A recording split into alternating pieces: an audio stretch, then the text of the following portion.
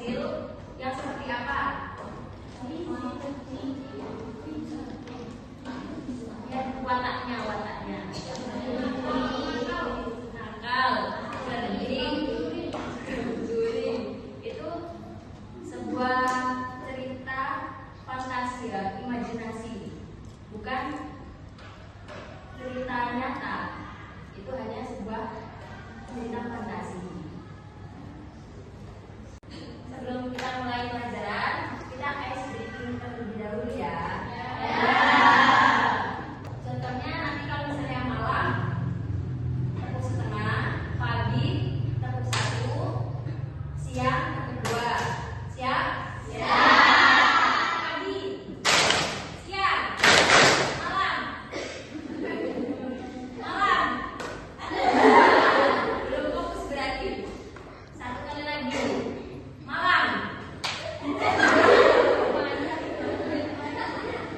Pagi, malam, siang, pagi, siang, malam.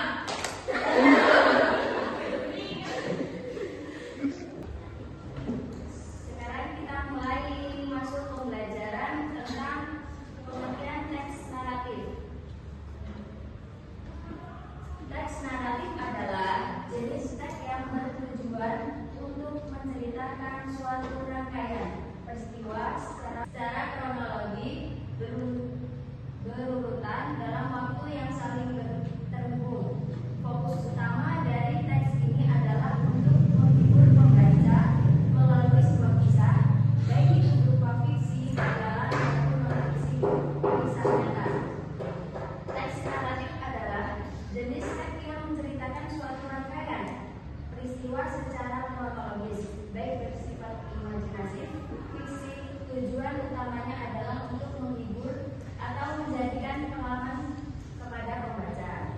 Seperti contohnya tadi, si kancil raja adalah sebuah cerita fiksi, hayalan, bukan kisah nyata. Paham anak-anak?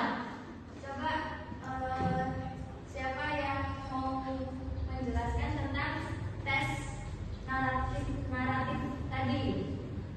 Coba silakan, siapa? Jelaskan teks naratif itu apa? Teks naratif adalah jenis teks yang bertujuan untuk menceritakan suatu rangkaian peristiwa secara kronologi berurutan dalam waktu yang saling terhubung. Fokus utama dari teks ini adalah untuk menghibur pembaca melalui sebuah kisah, baik itu berupa fiksi, hayalan, maupun non-fiksi, kisah nyata. Ya benar. Berarti sudah mulai paham ya ini? Ya.